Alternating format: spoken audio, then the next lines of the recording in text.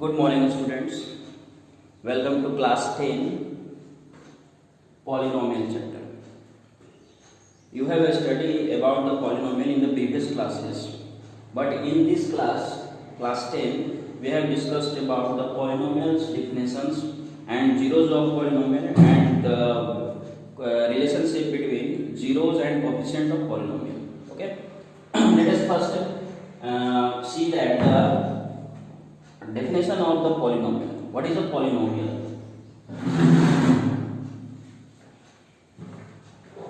That means कि हमें ये देखना है कि पॉलिनोमियल होता क्या है. ठीक है, सबसे पहले हम लोग देखेंगे क्या कि ये पॉलिनोमियल है क्या. तो let x be a variable.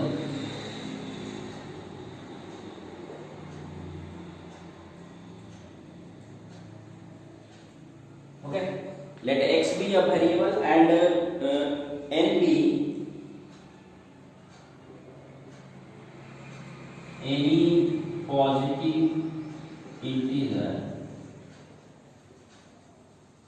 then मान लीजिए क्या कि x कोई वेरिएबल है और n कोई पॉजिटिव इंटीजर है. ठीक है, तो हम लोग बोल सकते हैं या फिर इसी को हम लोग ऐसे भी बोल सकते हैं क्या कि x को वेरिएबल अगर मान लें या y भी वेरिएबल हो सकता है, z भी वेरिएबल हो सकता है, n कोई पॉजिटिव इंटीजर हो, then a0 a1 a2 dot dot dot an are constant और a1 a0 a2 a3 a4 जितने भी टर्म्स होंगे वो सब सारे क्या हों, कांस्टेंट हो और x वेरिएबल्स हो. Then px equal to a0 x0 a1 x1 a2 x2 plus dot dot an minus 1 xn minus 1 plus an xn where an not equal to 0 and जो मेरा टर्म होगा and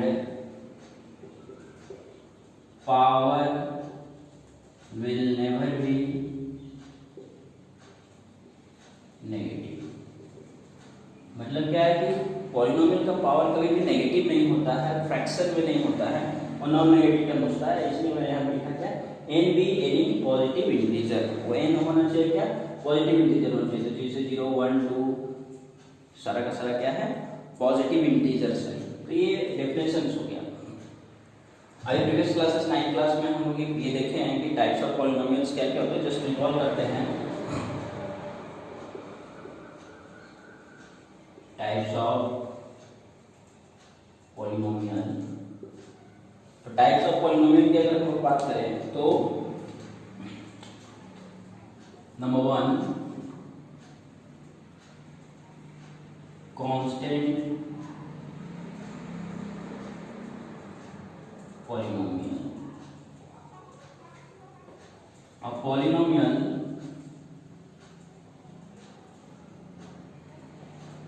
having degree 0. That means वैसा polynomial जिसका degree क्या हो, 0 हो, तो उसको हम लोग कांस्टेंट पॉलिनोमियल भी बोल सकते हैं या जीरो पॉलिनोमियल भी बोल सकते हैं. जस्ट फॉर एग्जांपल 2 3 5 जितने भी नंबर्स है वो सब सारे क्या होंगे, कांस्टेंट पॉलिनोमियल के फॉर्म में आएंगे. Number 2 linear polynomial. A polynomial having degree 1. वैसा पॉलिनोमियल जिसका डिग्री क्या हो, 1 हो, उसको हम लोग लीनियर पॉलिनोमियल बोलेंगे. जस्ट फॉर एग्जांपल 3x + 5 या डिग्री x का क्या है, 1 है. 4y + 3. तो ऑलवेज डिग्री हमेशा क्या होना चाहिए, 1 होना चाहिए. Number 3 quadratic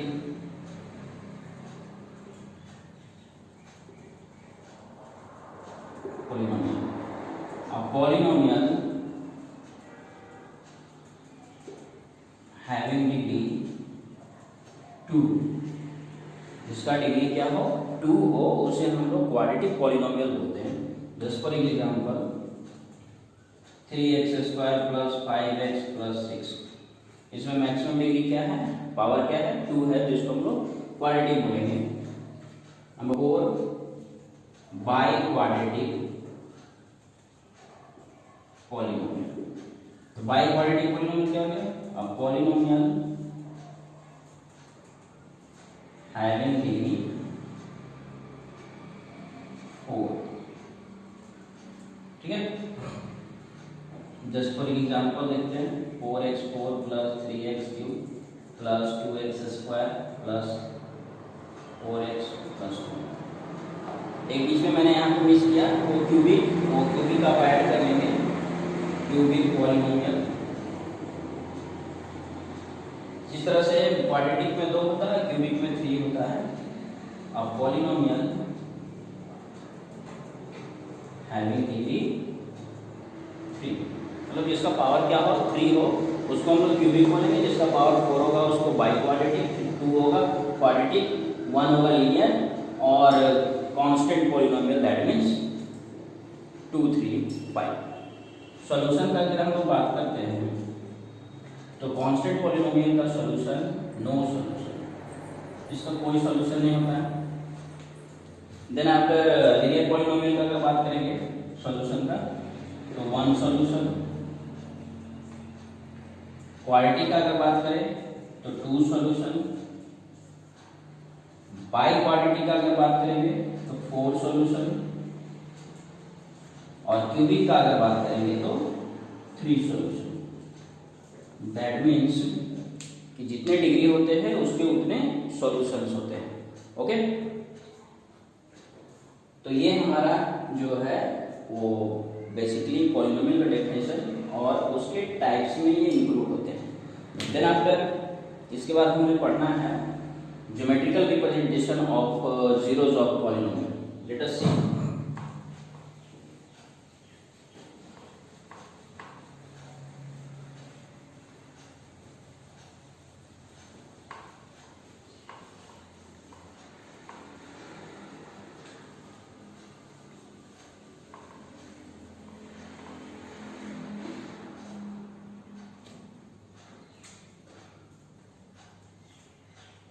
Geometrical representation of zeros of polynomial। Geometrical representation करने का मतलब क्या हो गया कि कोई भी पॉलिनोमियल को हम लोग बाय ग्राफिकली कैसे प्रेडिक्ट कर सकते हैं कि वो कौन सा पॉलिनोमियल है।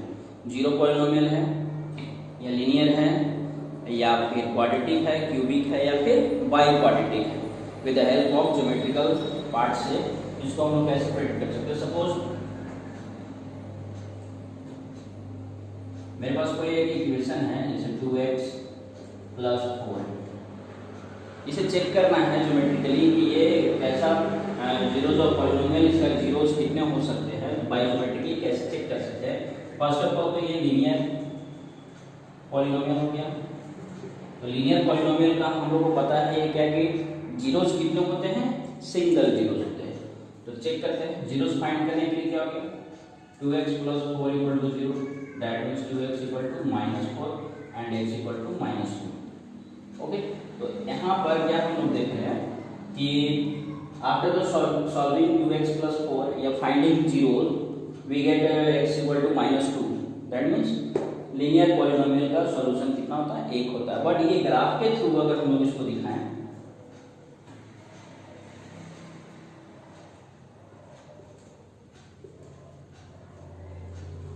तो इसका ग्राफ कैसा हो सकता है, x इक्वल टू -2, यहाँ -2 है, तो ये ऐसे ग्राफ बन सकता है। x equal to -2, x equal to -2 हो गया। दैट मीन्स क्या है कि ये इक्वेशन जो है वो x एक्सिस को 1 टाइम कट कर रहा है। दैट मीन्स कि from the figure we predict that the zeros of given graph is 1. That means here 0 is 1. यहाँ पे 0 कितना होगा, ग्राफ से हम लोग प्रेडिक्ट करेंगे कि 1 होगा। क्यों होगा, क्योंकि ये ग्राफ जो है, लाइन जो है वो एक्स एक्सिस को 1 टाइम्स कट कर रहा है। नंबर 2 क्वाड्रेटिक के लिए देखिए, क्वाड्रेटिक पॉलिनोमियल का अगर हम लोग बेसिक फॉर्म पे जाएं तो ax² bx + c होता है। तो क्वाड्रेटिक पॉलिनोमियल का ग्राफ का अगर हम लोग नेचर देखते हैं तो वो पैराबोलिक होता है, ठीक है। तो इसका ग्राफ का नेचर क्या होगा,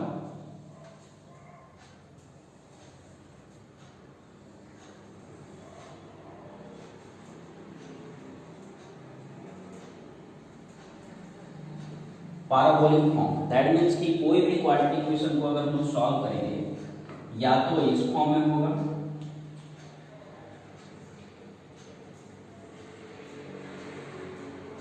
या तो डाउनवर्ड हो सकता है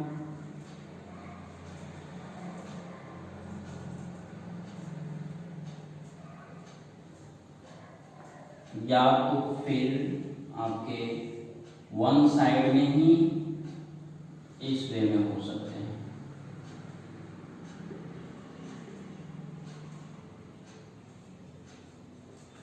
ओके, तो ये जो ग्राफ मेरा बना ये अपवर्ड पैराबोला, ठीक है, और ये जो ग्राफ मेरा बना वो डाउनवर्ड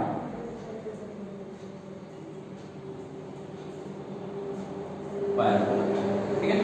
दैट मीन्स क्या कि अगर हम लोग इस तरह का ग्राफ दिया हुआ है और जीरोस फाइंड करना है फ्रॉम द ग्राफ, तो हम लोग बोल सकते हैं कि ये जो लाइन है, कर्व है, वो इस एक्स एक्सिस को 2 पॉइंट पे कट कर रहा है, एक यहाँ और एक बी पॉइंट पे।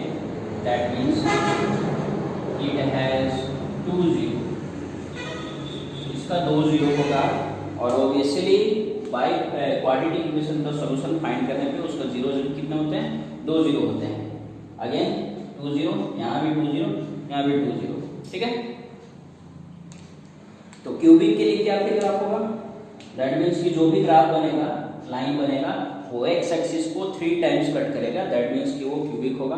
बाई क्वाड्रेटिक में अगर इक्वेशन है तो वो एक्स एक्सिस को 4 टाइम्स कट करेगा, तो उसके जीरोस कितने होंगे, 4 जीरोस होंगे। दैट मीन्स हमको ये ध्यान में रखना है क्या कि basically geometrical representation of zeros of polynomial के लिए क्या होगा कि कोई भी ग्राफ या लाइन एक्स एक्सिस को जितने टाइम्स कट करेगा उसका उतना ही जीरोस होगा। जस्ट फॉर एग्जांपल लीनियर के लिए सिंगल टाइम्स कट होता है तो जीरोस 1, क्वाड्रेटिक के लिए 2 टाइम्स कट हुआ तो 2 जीरोस, बाई क्वाड्रेटिक होगा तो 4 होगा और क्यूबिक होगा तो 3 होगा। 3 टाइम्स वो एक्स एक्सिस को कट करता है। बस हमें ध्यान में रखना है, इसे एग्जाम में क्वेश्चन आते हैं सिंगल 1 मार्क्स के लिए, तो ये ध्यान में रखते हुए इसको देख लेना है क्या कि ये सिर्फ क्वाड्रेटिक पॉलिनोमियल में ध्यान में रखना है क्या कि अपवर्ड है तो अपवर्ड पैराबोला, डाउन में चला गया ऐसे ग्राफ तो डाउनवर्ड पैराबोला।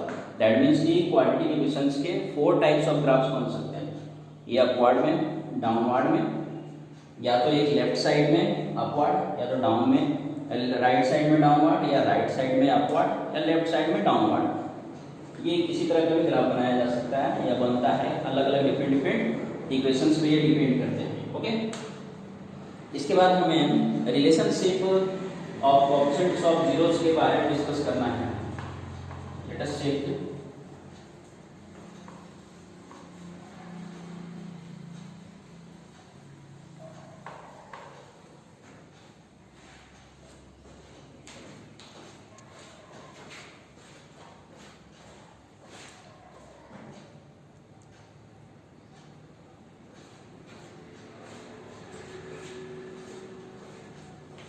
तो relationship of coefficient of zeros के बारे में अगर हम लोग देखें तो इसके रिलेशंस को वेरिफिकेशन करने के लिए ऐसे तो डायरेक्ट हम क्या कर सकते हैं यहाँ पर कि जीरोस का फॉर्मूला लिखकर यूज कर सकते हैं, बट वैसा नहीं करना है। तो ये पता नहीं चलेगा फिर क्या कि वो वैल्यूज आए कहाँ से। तो फर्स्ट ऑफ ऑल इसका हम लोग डेरिवेशन देख लेते हैं। टॉपिक में क्या है, रिलेशनशिप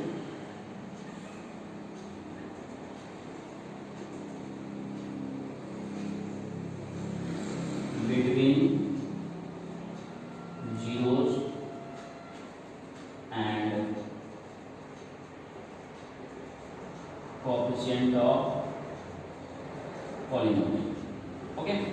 दैट मीन्स कि जीरोज, मतलब जो सोल्यूशन आएगा उसका और जो क्वाड्रेटिक इक्वेशन का जीरो कोएफिशिएंट होंगे उसके बीच में क्या रिलेशंस होगा वो आइडेंटिफाई करना है। ठीक है,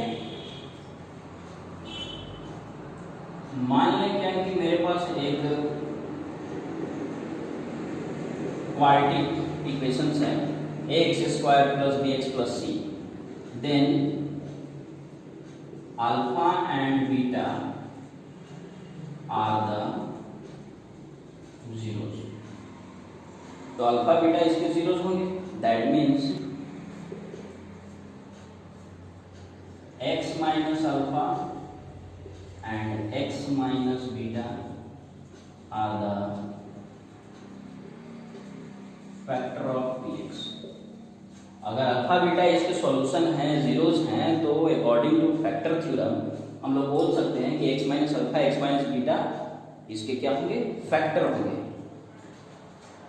तो अगर फैक्टर हैं तो हम लोग px को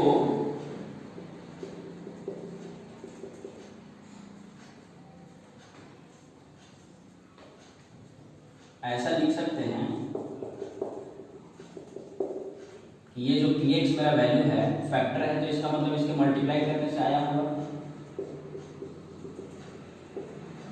x minus alpha x minus beta से मल्टीप्लाई करते हैं कि एक कांस्टेंट टर्म यूज किए, देन आफ्टर इसको इससे मल्टीप्लाई कर लेते हैं, x वाले टर्म से पूरे मल्टीप्लाई करेंगे क्या होगा, x² minus x beta minus x alpha minus plus alpha beta. Then after यहाँ पर देखिए कॉमन आउट हो रहा है, इसको कॉमन आउट कर लेंगे, x² x minus x common out होगा, अल्फा प्लस बीटा और यहाँ अल्फा बीटा, के को फर्दर मल्टीप्लाई कर लेंगे,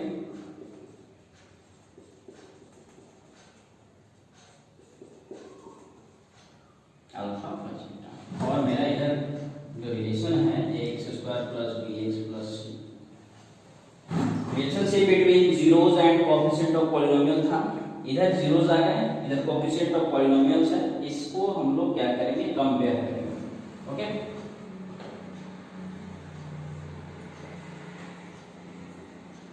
comparing the coefficient of x² x and constant term. तो देखिए कंपेयर करने के बाद क्या होगा, फर्स्ट टर्म का कंपेयर इसके साथ हो जाएगा, x² वाले टर्म का x² के साथ, दैट मींस ax² = ax², यहाँ से x² कैंसिल हो जाएगा, दैट मींस कि k का वैल्यू ये आएगा। नंबर 2 यहाँ से कंपेयर करते हैं, -kx alpha plus beta = bx, x cancel out, k का वैल्यू -a यूज करेंगे, अल्फा प्लस बीटा और b, then alpha plus beta = b/a, that means -b/a। तो अल्फा प्लस बीटा मतलब कि सम ऑफ जीरोस जो हैं वो -b/a है, -b/a मतलब -b हो गया क्या, coefficient of x divided by coefficient of x²। Okay, then आपका लास्ट टर्म एक बचा हुआ है कांस्टेंट टर्म, तो alpha × beta = c,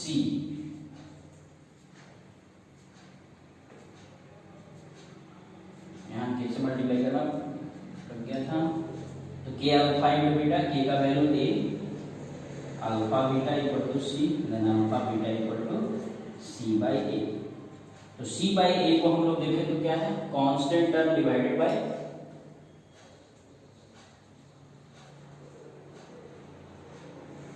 coefficient of